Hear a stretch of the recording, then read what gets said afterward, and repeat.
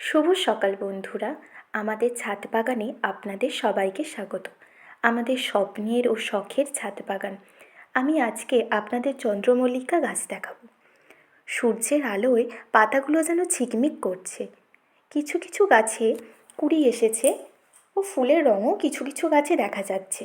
এই সব গাছগুলো মাটিতে বসানো নয়, কিন্তু সব কয়লার গুঁড়োতে।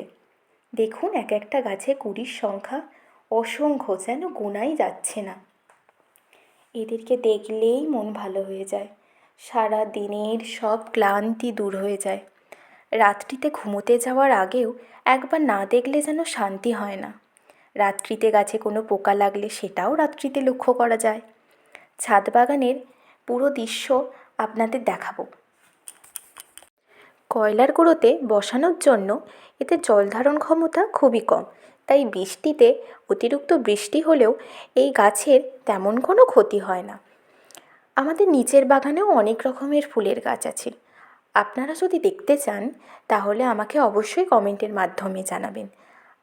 দেখুন, এই দিকের গাছগুলোর আকার কি বড় বড় ধারণ করেছে। আমাদের ছাদ বাগানের পুরো দৃশ্য। আমাদের ছাদ বাগান কেমন লাগলো তা আপনারা অবশ্যই কমেন্টের মাধ্যমে জানাবেন।